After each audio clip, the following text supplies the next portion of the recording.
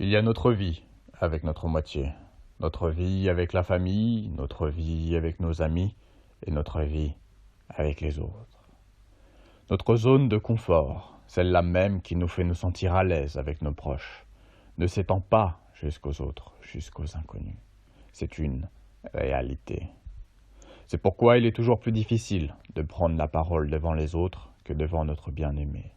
C'est pourquoi nous nous protégeons par principe et nous nous relâchons ensuite, au compte-gouttes, en entrant en contact petit à petit avec l'inconnu. C'est grâce aux informations nous concernant que nous entrons en contact avec l'inconnu. Nous maîtrisons donc nos informations. Nous maîtrisons ce que l'autre doit savoir de nous. Cette maîtrise ne s'explique pas toujours en raison de l'inconnu que nous avons en face de nous, mais parfois en raison de l'inconnu que nous avons en nous. Lorsqu'effectivement nous nous ignorons, nous nous recherchons, nous nous découvrons, nous avons toujours en premier réflexe ce comportement de nous appuyer sur la personne en face que nous découvrons en même temps afin de mesurer le contact très timidement. Le contrôle n'est pas toujours une preuve de notre connaissance de nous-mêmes. Au contraire, il démontre davantage notre capacité, et c'est très louable, à nous contrôler plutôt qu'à être cette personne naturelle. En s'éloignant de l'idée de se connaître ou non, il faut reconnaître qu'indépendamment de notre aisance à être nous-mêmes, notre vie privée, en ce qu'elle est notre zone de confort, notre zone de connaissance, notre intimité apaisante, est et demeure une émanation de notre personne, de notre individu. Elle est le prolongement de notre pensée et de notre âme. Est-elle pour autant l'expression d'un individualisme exacerbé? Je ne le pense pas, non. Elle est nous-mêmes tout en se détachant de nous. Et c'est parce qu'elle se détache de nous que nous souhaitons la protéger. Il y a protection juridique et il y a un autre type de protection.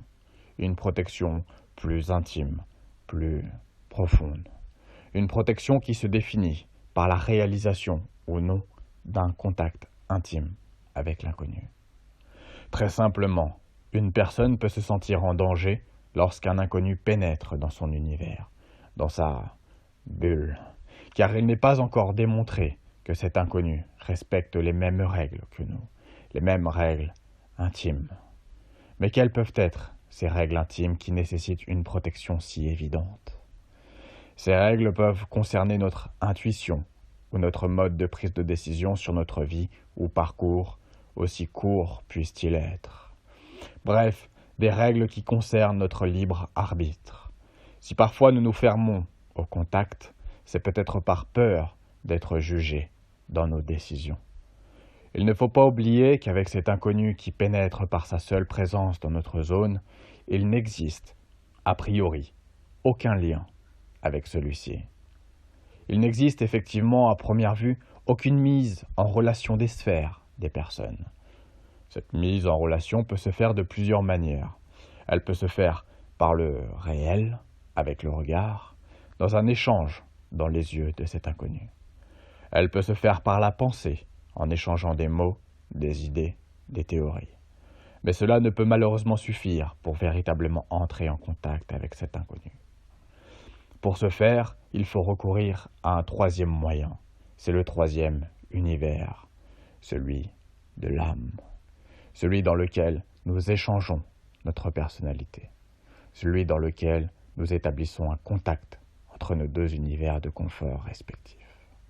Il faut bien noter ici que ce contact ne veut pas dire fusion. La fusion est bien plus aboutie, elle ne forme qu'une seule enveloppe.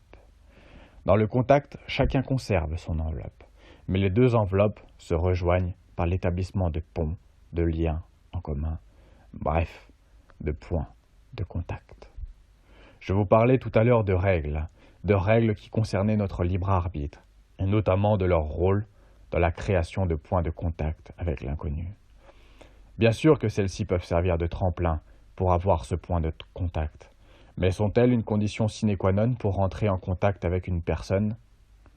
Avant de répondre à cette question, il est nécessaire de définir d'abord les règles dont nous faisons ici référence. De quelles règles parlons-nous? S'il s'agit de règles intimes, j'entends ici celles qui guident certains moments de notre vie sans qu'il soit véritablement nécessaire de les nommer, eh bien ces règles-là même, nous pouvons les partager.